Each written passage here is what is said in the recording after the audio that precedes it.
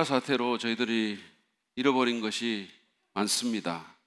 일상을 잃었고, 또 요즘 같은 추석에 이렇게 온 가족이 다 모여서 자유롭게 이렇게 모이는 그런 어떤 명절의 어떤 풍습, 문화도 좀 잃어버린 것 같습니다. 근데 그것과 함께 우리가 잃어버린 중요한 것이 있는데, 그것은 바로 기쁨입니다. 우리는 기쁨을 잃어버렸습니다. 여러분, 코로나 블루, 코로나 레드라는 말이 괜히 그렇게 유행하겠습니까? 많은 사람들이 우울해하고 또 화를 내고 있습니다.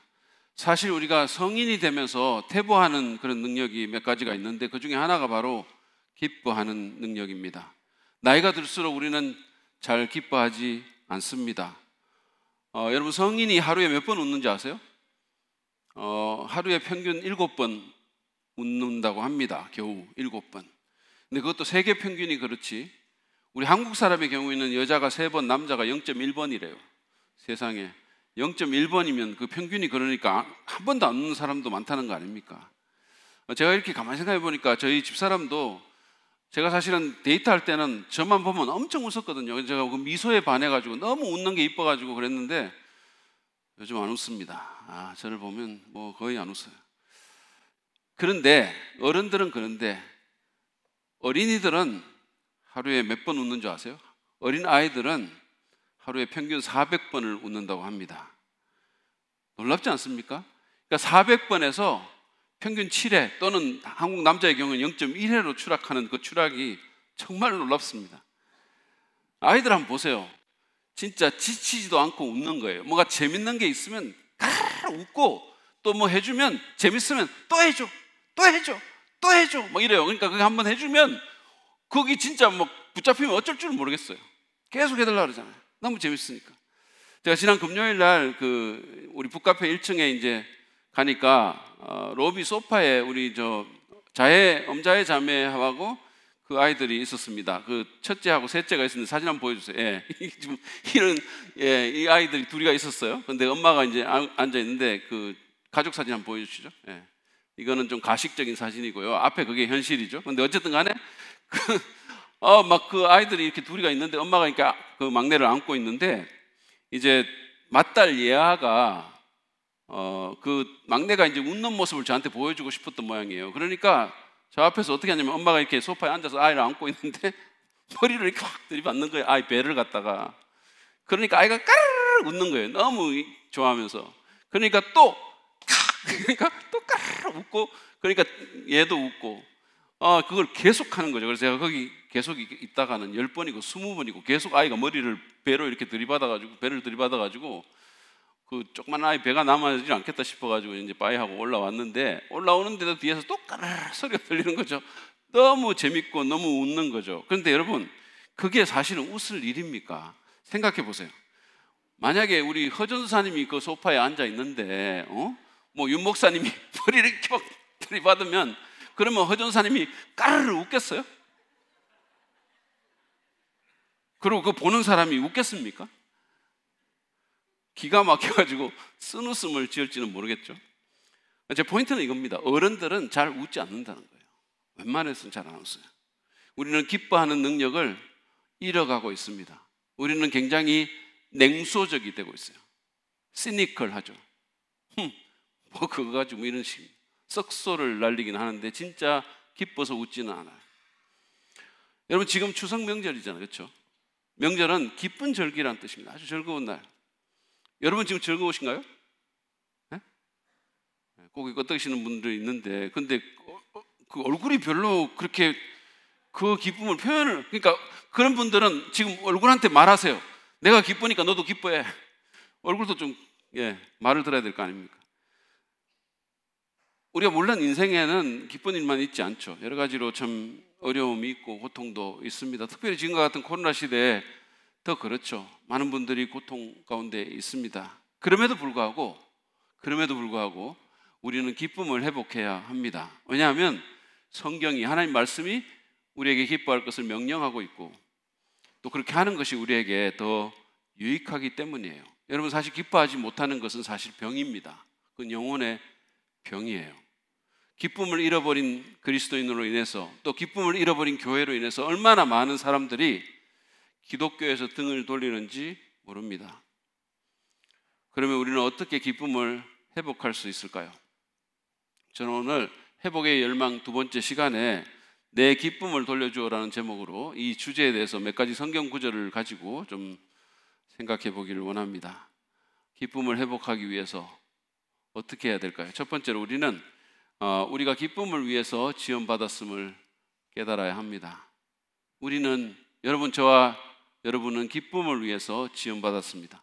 창세기에 보면 하나님께서 우리를 당신의 형상대로 지으셨다 이렇게 돼 있어요. 그러니까 하나님을 닮은 존재로 지으셨다는 거죠. 그러면 하나님은 다양한 어떤 속성이 있죠. 그러나 그 가운데 가장 중요한 또 본질적인 영원한 속성 중에 하나가 뭐냐면 기쁨이라는 거예요. 하나님은 그 누구보다 무엇보다 기뻐하시는 분이십니다. 아까 우리가 읽었던 시편 16편 11절 말씀 개역개정으로 다시 한번 읽어볼게요. 여러분도 같이 소리내서 같이 한번 읽어보시면 좋겠습니다. 같이 읽죠. 시작.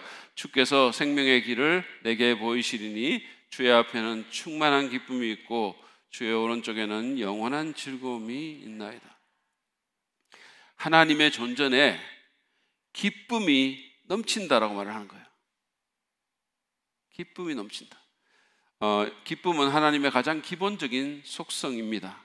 하나님이 온 우주를 창조하실 때 그 모습만 봐도 이걸 너무 잘 알 수 있어요. 여러분, 하나님이 창세기 1장에 보면 이 천지를 창조하시는 이 놀라운 우주를 만드시는 장면이 나오는데 그때 하나님이 억지로 했나요? 인상 쓰면서 왜 내가 이걸 하지? 뭐 내 일도 아닌데 그냥 너무 복잡해 이러지 않았어요. 거기 보면 계속해서 반복되는 문구가 있는데 그게 뭐냐면 보시기에 좋았더라 라는 거예요. 보시기에 좋았더라. 하나님은 기쁨에 차서 이 세상을 만드셨어요. 그래서 그것을 보면서 계속해서 good이라고 말하는 거죠. 이 보시기에 좋았더라는 게 영어로는 it was good이에요. 그러니까 마치 예술가가 자신의 작품을 보면서 너무 만족하면서 기뻐하면서 it's good, good, good 그러는 거하고 똑같은 거죠. 하나님이 계속해서 그렇게 말하는 거죠. 그러다가 마지막에 인간을 만들고 창조의 정점을 찍었을 때 그분은 보시기에 심히 좋았다고 말씀하시면서 행복의 절정을 경험하셨습니다. 여러분 기억하십시오. 하나님은 온 우주에서 가장 기쁜 분이세요. 가장 기쁜 존재이십니다. 우리가 하나님을 기쁨과 잘 연결시키지 못하는 것은 제 생각에는 목회자들 때문이 아닌가 그런 생각이 좀 들어요. 거룩이나 경건을 점잖음이나 엄숙함으로 오해한 목회자들이 너무 무게 잡고 근엄하기만 하고 설교는 어렵고 재미없고 예배는 지루하고 생명력이 없으니까 그 이미지를 하나님께 투영시키는 거예요. 그렇지 않습니다. 하나님은 온 우주에서 가장 기쁘고 가장 행복한 존재이십니다. 그런 하나님이 우리를 당신을 닮은 기쁨의 존재로 만드신 것입니다. 그래서 아이들이 하루에 400번이나 웃는 거예요. 여러분, 하나님이 아담을 처음 만들었을 때 그 광경, 그 모습을 한번 상상해 보세요. 하나님이 아담에게, 아담 처음 만들고 야 아담 만들어, 아담이 나왔어. 하나님, 거룩하신 하나님이 엄청 폼 잡고 무릎 꿇고 1시간 동안 기도하면서 너 자신을 성별해라. 안 그러셨어요? 하나님 그렇게 안 했어요. 하나님이 아담에게 야 인류의 새로운 출발이니까 새로운 사역이 시작되니까 우리 특별 새벽 기도에 부응해 하자고 그러면서 현수막 걸고 그러고 일주일 동안 금식할 것을 요구하지 않으셨습니다. 그분은 오히려 하와를 만들어서 아담을 황홀하게 해주셨어요. 아담을 기쁨으로 넘치게 해주신 겁니다. 그리고 그 부부에게 복을 주시고 기쁨이라는 이름의 낙원을 주셨어요. 에덴이 기쁨이라는 뜻이잖아요. 에덴 동산, 기쁨의 동산을 선물로 주신 겁니다. 성경에는 아담이 내뱉은 첫 말이 안 나와 있는데 제 생각에 그것은 대박인 것 같아요. 아담이 내뱉은 첫 말이 대박! 너무 기쁘고 너무 놀라우니까, 너무 행복하니까. 한마디로 하나님은 아담과 하와를 기쁨으로 충만하게 하셨습니다. 여러분 기억하세요. 우리는 기쁨을 위해서 지원받았습니다. 예수님께서 이 땅에 오신 것도 우리를 기독교인이라는 또 하나의 종교인으로 만들기 위한 것이 아니라 죄로 인해서 잃어버렸던 기쁨을 회복시키기 위해서 오신 겁니다. 성령을 주신 것도 마찬가지예요. 무슨 성령을 주셔가지고 우리를 무슨 이상한 사람으로 만들려고 하는 게 아니라 성령의 열매로 우리를 기쁘게 하기 위해서 오신 거예요. 여러분, 성령의 열매 가운데 기쁨이라는 게 있어요. 초대교회 때 복음이 들어가고 성령께서 역사하시니까 누가는 사도행전에 보면 그 도시에 기쁨이 넘쳤다 이렇게 얘기했어요.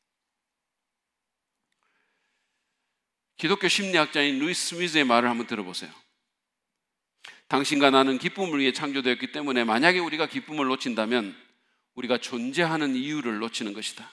무엇보다 예수 그리스도가 이 땅에서 사시고 죽으신 이유는 우리가 잃어버렸던 기쁨으로 우리를 회복시키기 위해서였다. 또한 기쁨이 우리의 생득권이라는 것을, 우리의 탄생에 따르는 기득권이라는 것을 믿을 수 있는 능력을 주시러 그의 성령께서 우리에게 오셨다. 기쁨을 놓치면 존재의 이유를 놓치는 것이라고 했어요. 여러분, 그렇게 생각해 보신 적이 있으십니까? 많은 그리스도인들이 기쁨을 사소하게 여겨요. 뭐 있어도 되고 없어도 되고 해도 되고 안 해도 되고 일종의 선택사항처럼 생각합니다. 기도 안 하면 뭐 엄청난 일이 일어날 것 같은데 기뻐하지 않는 것은 전혀 문제의식이 없는 거죠. 그런데 그렇지 않습니다. 기뻐하지 않는 그리스도인은 존재의 이유를 놓친 뭔가 크게 잘못된 그리스도인이에요. 만약에 우리가 기뻐하지 않는다면 우리는 하나님이 아니라 사단을 닮은 사람이 됩니다. 왜냐하면 사탄이야말로 기쁨이 없는 어둡고 슬프고 우울한 존재이기 때문이에요. 여러분, 그거 아세요? 지옥에는 웃음이 없습니다. 지옥에는 기쁨이 없어요. 그곳은 영원히 슬프고 우울한 곳입니다. 반드시 기억하시기 바랍니다.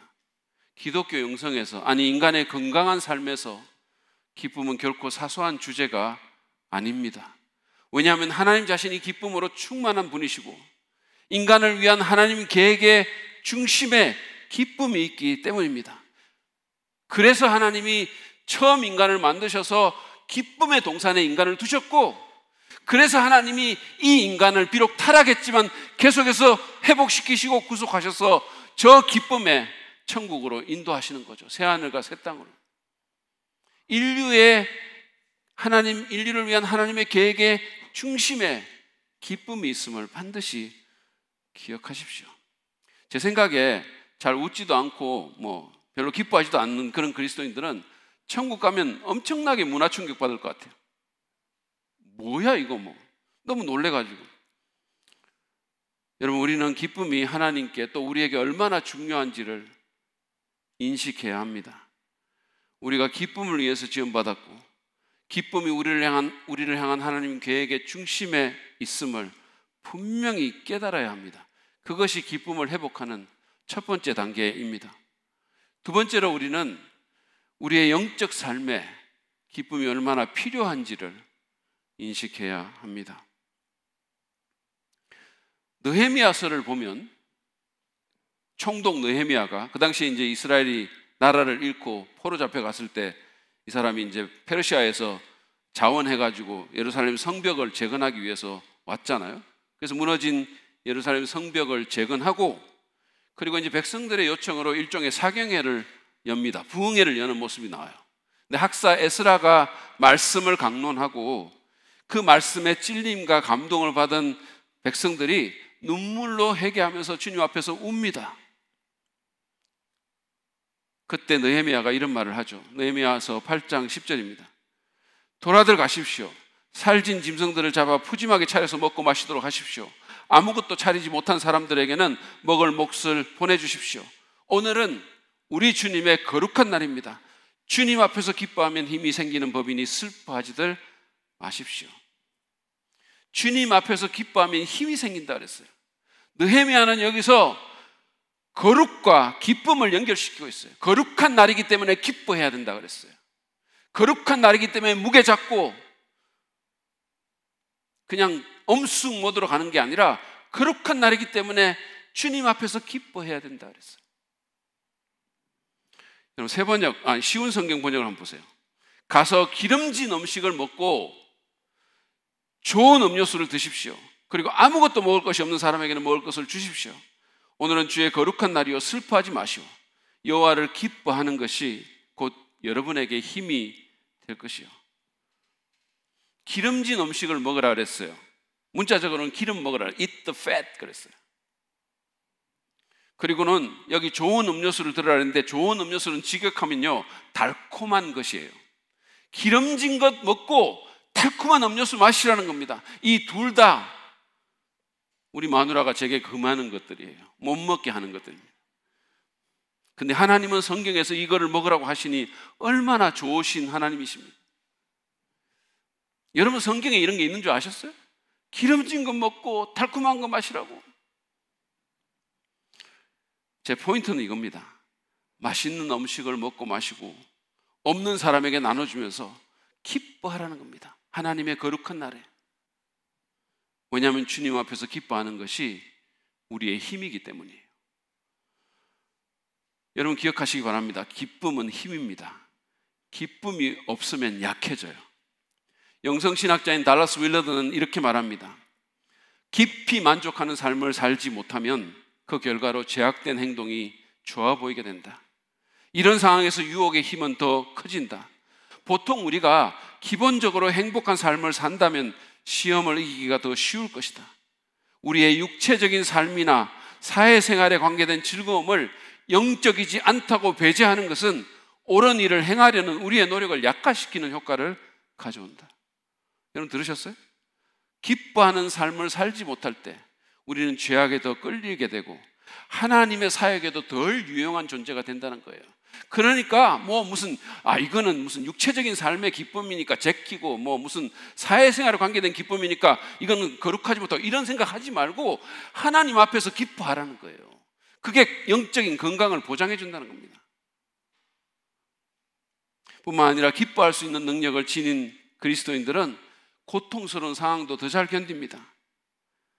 인도의 캘커타에서 빈민들을 위한 사역을 했던 마더 트레사라는 사람 잘 아시죠? 그녀는 우리가 생각할 수 있는 최악의 고통의 현장에서 살고 사역했던 사람입니다.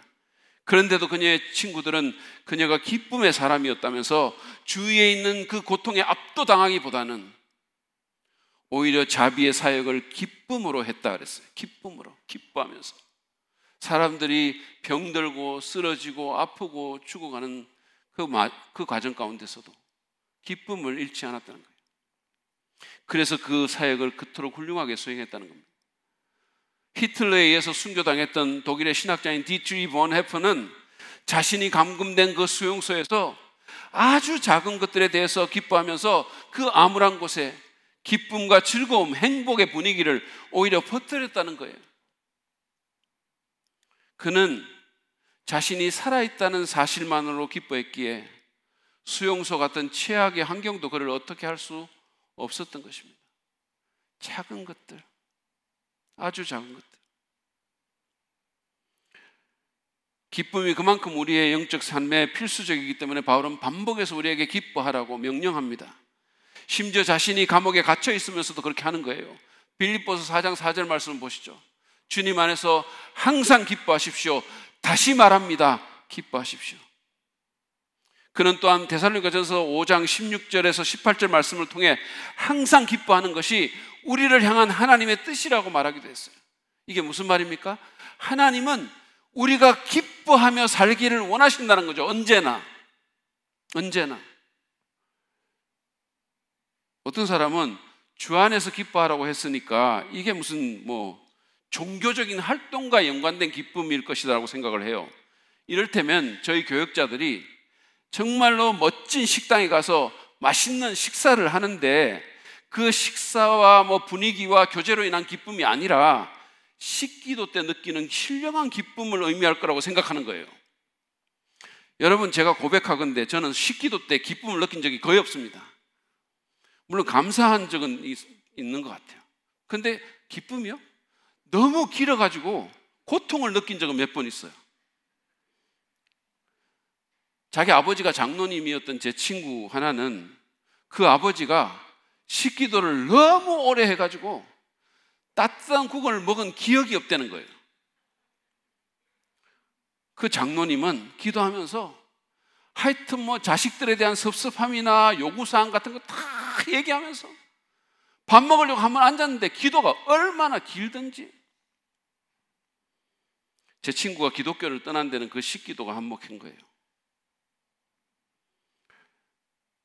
아무튼 하나님은 우리가 종교적인 활동과 연관된 그런 기쁨만이 아니라 먹고 마시며 일상적인 생활 가운데서 기뻐하시기를 원하십니다. 왜냐하면 그게 하나님이 주신 거니까, 하나님의 선물이니까. 주 안에서 기뻐하는 것, 물론 이것은 쾌락주의적인 기쁨을 의미하는 것은 아닙니다. 쾌락주의는 개인적인 만족을 위해 더 큰 쾌락을 자꾸 추구하는 건데, 그렇게 살면 과거에 기쁨을 주었던 것조차도 오늘은 더 이상 기쁨이 안 되는 거죠. 이게 자극이 점점 센 게 들어와야 돼요, 쾌락주의는. 그래서 오히려 쾌락주의는 기뻐할 수 있는 능력을 실제로 감소시킵니다. 그러나 주 안에서 기뻐하는 것은 하나님께서 주신 가장 단순한 선물을 보고서도 그것의 좋은 점을 느낄 수 있는 능력을 개발하게 되는 거예요. 아주 작은 것에서도. 그래서 과거에 깨닫지 못했던 것을 오늘 기뻐할 수 있는 거죠. 그러므로 기뻐할 수 있는 능력이 점점 더 커지는 겁니다. 주 안에서 기뻐하는 사람들은. 우리는 우리의 영적인 삶에 기쁨이 얼마나 필요한지를 인식하고 기쁨을 선택해야 합니다. 주님은 기뻐하라고 명령하셨어요. 따라서 우리는 그 명령에 순종해서 기쁨을 선택해야 될 의무가 있는 겁니다. 그냥 변덕스러운 감정의 흐름에 끌려다니지 말고, 상황이 그냥 그렇게 하니까 그냥 거기 흘려가지고 거기에 내 운명을 맡겨놓지 말고 믿음으로 주님의 기쁨에 참여할 것을 결단하고 결정하라는 거예요. 선택하라는 것입니다. K 워렌 사모님의 말을 한번 들어보세요. 하나님은 우리를 기쁨을 누리며 사는 존재로 지으셨다. 그 사실에 대해서는 의심할 여지가 없다. 그러나 하나님은 그 기쁨에 참여할 것인지 말 것인지의 결정권을 우리에게 남겨놓으셨다. 그러니 당신과 나는 기쁨을 선택할지 말지를 결정해야만 한다. 하나님이 지으셨고 예수님이 죽음으로 값을 치르고 산바되었으며 성령님이 개별적으로 주시는 선물인 그 기쁨을 말이다. 우리의 의무는 매일의 삶 가운데서 그 기쁨을 선택할 건지 말 것인지를 결정해야 된다는 거예요. 감정에 할 일 없는 노예가 돼서 끌려다니는 게 아니라 우리가 결정해야 된다는 거예요. 그렇습니다. 그 기쁨을 선택합시다. 기뻐하지 않는 것은 우리의 영적인 삶에 매우 해롭다는 사실을 인식하고, 아니 그것은 실제로는 불순종이고 죄라는 사실을 인식하고 기쁨을 선택하도록 합시다. 그래야 우리는 기쁨을 회복할 수가 있습니다. 마지막으로 우리는 기쁨을 훈련해야 합니다. 기쁨을 선택해야 할 뿐만 아니라 사실은 훈련해야 돼요. 왜냐하면 죄에 물든 우리 인간에게 기쁨은 자연스럽게 오지 않습니다. 때로는 우리의 의지로 하려고 해도 잘 안 될 때도 있어요. 그래서 우리는 기쁨이 우리의 자연스러운 반응이 되도록, 우리의 습관이 되도록 훈련해야 합니다. 제가 존 오트버그의 제안을 근거로 4가지로 정리해서 이것을 여러분에게 나눠드리도록 하겠습니다. 먼저는 지금 시작하라라는 겁니다. 지금부터 시작하십시오. 많은 경우 우리가 훈련에 실패하는 이유는 바로 시작하지 않기 때문이에요. 저는 우리나라에 내일 아침부터 내가 일어나가지고 나가서 뛰면 여기 있는 내 뱃살이 바로 빠지게 될 것이라고 믿는 아저씨, 아줌마들이 한국에 많다는 얘기를 들었어요. 근데 문제는 뭐냐 하면 내일 아침에 그들이 안 나간다는 데 있는 거예요. 생각은 하죠. 내가 내일 아침에 그냥 나가서 뛰면 이거 다 빠진다. 바로 빠진다. 근데 안 하잖아요. 내일이 되면 또 그 다음날, 그 다음날에는 또 그 다음날이에요. 지금 시작하십시오. 시편 기자는 시편 118편 24절에서 이렇게 말합니다. 이 날은 주님이 구별해 주신 날, 우리 모두 이 날에 기뻐하고 즐거워하자. 이날은 주의 정하신 주의 날이라 기뻐하고 즐거워하세요. 뭐 이런 거잖아요. 여러분이 기뻐하라고 제가 이 노래를 부르는 거예요. 좀 제발 좀 기뻐해 주세요. 시편 기자는 이날에 기뻐하고 즐거워하자고 말합니다. 내일이 아니에요. This day, today, 오늘. 뭔가 상황이 좋아지는 그 날이 아닙니다. 오늘부터 결단하고 시작해야 합니다. 우리는 언젠가 내가 처한 환경이 좀 변하면, 그래서 좋은 날이 오고 그러면 기뻐할 수 있을 거라고, 그런 생각을 갖고 살아요. 그런 환상을 갖고 사는 거죠. 학교 다닐 때는 졸업하면 행복할 거라고, 졸업 후에는 결혼하면 또 행복할 거라고, 그리고 결혼하고 나서는 자녀를 가지면 기쁘게 될 거라고, 그러다 자녀를 얻게 되면 빨리 커가지고 손이 좀 덜 가게 되면 기쁠 거라고, 그러다 또 자녀가 진짜 커가지고 손이 좀 덜 가면 더 많이 자라가지고 아예 독립해서 나갔으면 좋겠다고, 그러면 행복할 거라고. 그래가지고 실제로 막상 걔가 또 독립해서 나가면 집에 있을 때가 행복했다고 이러는 거예요. 우리가 이러면서 사는 거죠. 이런 면에서 보면 많은 사람들이 현재 주어진 삶을 누리고 살기보다는 언젠가 오게 될 삶을 기다리면서 시간을 보내는 거예요. 실제 산 것보다는 살기를 기다린 것이 더 많은 시간을 차지하는 그런 인생, 그런 삶은 얼마나 안타까운 겁니까? 시편 기자는 이 날에 기뻐하고 즐거워하자라고 했어요.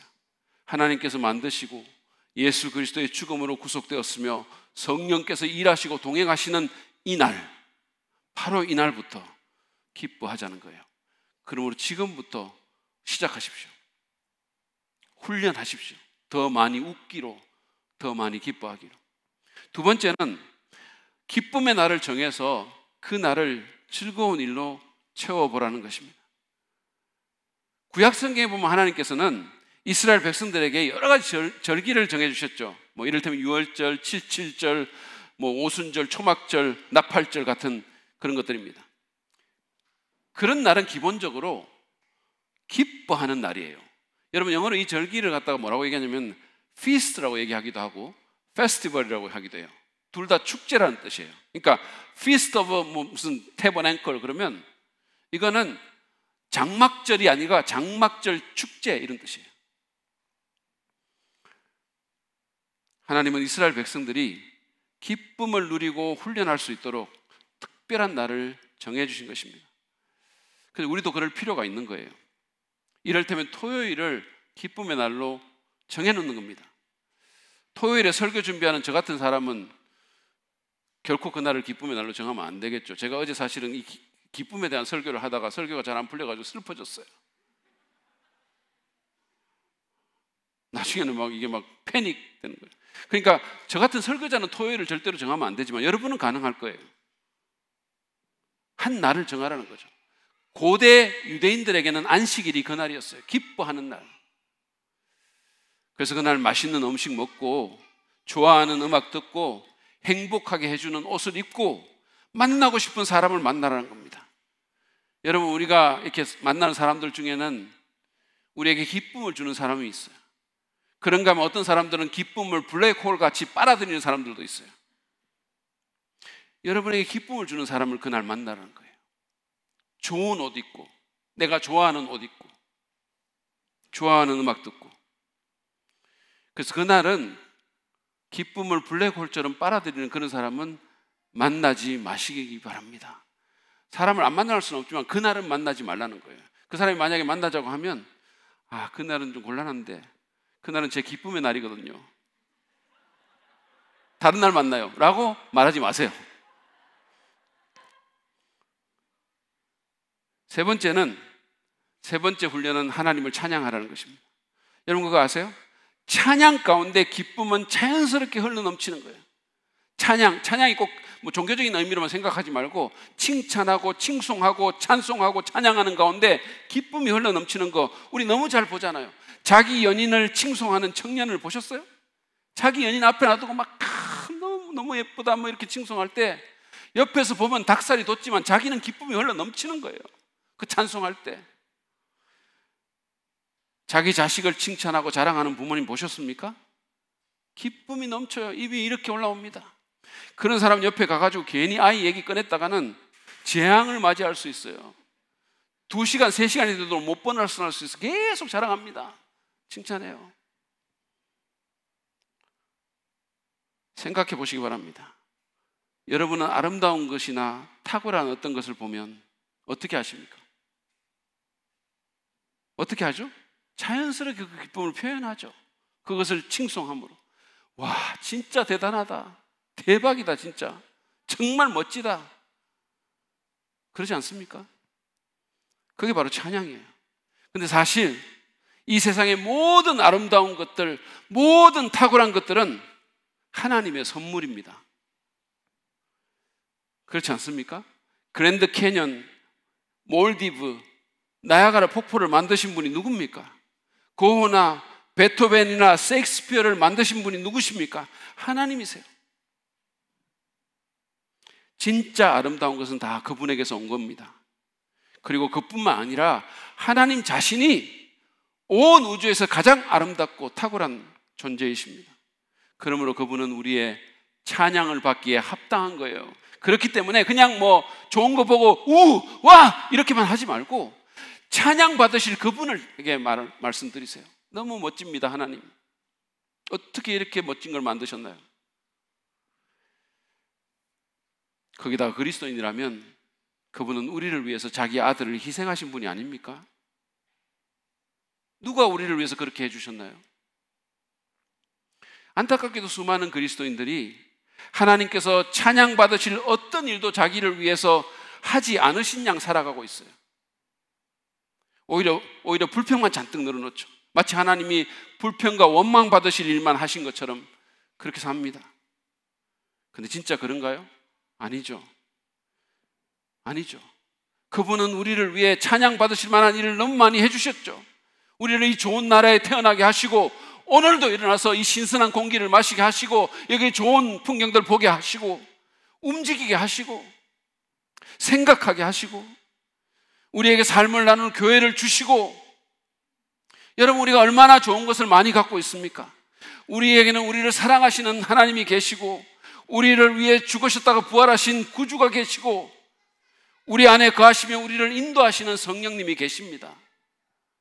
그뿐입니까? 우리에게는 이 생의 목적과 다음 생의 약속과 영생의 소망이 있습니다. 그러므로 하나님을 찬양하십시오. 시편 105편 1절에서 3절 말씀입니다. 한번 여러분 같이 소리내서 읽어보실까요? 시작. 여호와께 감사하며 그분의 이름을 부르십시오. 그분이 행하신 일들을 모든 나라에게 알리십시오. 주께 노래하고 그분께 찬양을 드리십시오. 그가 행하신 놀라운 일들을 전하십시오. 그분의 거룩한 이름 영광스럽습니다. 여호와를 찾는 자들은 마음이 기쁠 것입니다. 아멘. 여호와를 찾는 자들은 마음이 기쁠 거라 그랬어요. 하나님을 찬양하면 마음이 기쁠 거라는 겁니다. 여러분, 하나님이 뭐가 부족해서 우리에게 찬양하러 한 게 아니라 우리가 그것 때문에 기쁨에 눈뜨게 되기 때문에 찬양하러 간 거예요. 찬양하면 기쁨의 훈련이 됩니다. 찬양하십시오. 마지막으로 알아차리는 훈련을 하시기 바랍니다. 눈을 떠서 일상의 작은 것에서도 기뻐할 만한 것, 좋은 것, 하나님의 선하심이 묻어 있는 것들을 발견하는 겁니다. 그것을 발견하는 훈련을 하라는 거예요. 여러분, 지난 월요일 오전에 제가 이제 신학교를 가려고 하는데 제 눈에 갑자기 우리 아이들과 작년에 찍었던 그 가족 사진이 들어왔어요, 눈에. 늘 제가 뭐 지나치고 보고 하는 건데 그게 갑자기 눈에 확 들어오는 거죠, 그날. 더 정확하게 표현하면 그게 제 가슴에 들어왔어요. 제 마음속에 너무 기쁨이 생기는 거죠, 그걸 보면서. 어떻게 내가 이렇게 좋은 아이들의 아빠가 되었지? 우리 아이들이 너무 괜찮게 보이는 거예요. 근데 그 아이들하고 제가 아빠라고 거기 앉아 있는데 내가 어떻게 이 가족의 한 구성원이 돼서 여기에 앉아 있지? 너무 감사하고 너무 기뻤어요. 근데 그때부터 모든 좋은 것들이 제 눈에 막 들어오기 시작하는 거죠. 주차장에 가서 제가 차를 타는데 제 M인 K5가 너무 멋지게 보이는 거예요. 그날따라 너무 하나님께서 내게 당신의 백성들을 통해서 너무 좋은 선물을 주셨구나, 그런 생각이 들었어요. 그래서 정말 만족한 마음으로 차에 타서 정말로 기뻐하면서 영동고속도로를 운전해 가는데 차가 또 막혔어요. 근데 그 덕택에 도로 옆에서 바람에 살랑살랑하는 나무들이 또 보이는 거죠. 춤추던 그 나무들이 보이는데 그게 또 제 마음을 기쁨과 감사로 가득 차게 만들었어요. 계속해서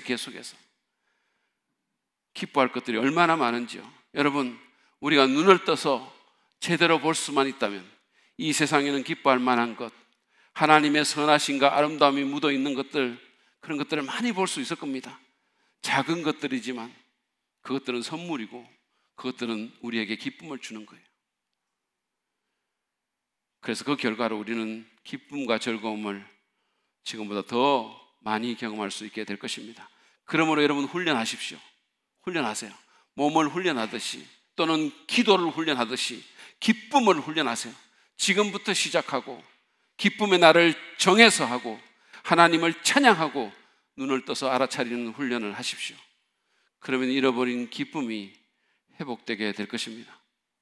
오늘 저희들은 기쁨을 회복하기 위해서 우리에게 필요한 것이 무엇인지를 함께 살펴봤습니다. 그래서 우리가 기쁨을 위해서 지원받았다는 사실을 깨닫는 것과 우리의 영적 삶의 기쁨이 얼마나 필요한지를 인식하는 것, 그리고 기쁨을 훈련하는 것입니다. 물론 이 세상에는 기뻐할 만한 것들만 있지 않습니다. 아니, 오히려 고통과 슬픔이 가득한 것이 사실이에요. 왜냐하면 우리가 죄를 지어서 타락한 세상이니까. 그럼에도 불구하고 고통 가득한 이 세상에서 기쁨의 사람이 되는 것은 가능한 일입니다. 불가능하지 않아요. 왜냐하면 온 우주 가운데서 가장 기쁨으로 충만하신 그분이 계속해서 우리와 함께 해주시고, 그분이 우리를 기쁨으로 인도하실 것이기 때문입니다. 그리고 기쁨이 우리의 운명이기 때문이에요. 제가 말했잖아요. 우리를 향한 하나님의 계획의 중심에는 기쁨이 있다고. 우리를 영원히 기다리는 것은 기쁨의 동산이에요. 결국에는 기쁨이 이깁니다. 결국에는 사랑이 이기고 결국에는 기쁨이 이깁니다. 우리에게 주어진 약속의 말을 제가 마지막으로 여러분과 나누도록 하겠습니다. 이사야서 55장 12절 말씀이에요. 너희는 기쁨과 평화를 누리며 살 것이다. 산과 언덕이 너희 앞에서 큰 소리로 노래하며, 산이 노래한다 그랬어요. 여러분 생각해 보세요. 숲의 모든 나무가 손뼉을 칠 것이다. 이런 세상이 우리를 기다리고 있어요. 사도 요한은 계시록 21장 3절 4절에서 또 말합니다. 보아라, 하나님의 집이 사람들 가운데 있다. 하나님이 그들과 함께 계실 것이요, 그들은 하나님의 백성이 될 것이다. 하나님이 친히 그들과 함께 계시고 그들의 눈에서 모든 눈물을 닦아주실 것이니 다시는 죽음이 없고 슬픔도 울부짖음도 고통도 없을 것이다. 이전 것들이 다 사라져버렸기 때문이다. 사랑하는 여러분, 이것이 우리의 운명이에요. 이것이 우리를 향한 하나님의 계획입니다. 그러므로 머지않은 미래에 우리는 이 기쁨의 날을 가슴 벅차게 맞이하게 될 것입니다. 그리고 그때 결코 끝나지 않는 기쁨이 시작될 것입니다. 그러므로 우리는 지금부터 기뻐할 수 있습니다. 지금부터 그 기쁨을 연습하고 누리는 저와 여러분이 되시기를 주님의 이름으로 축복합니다.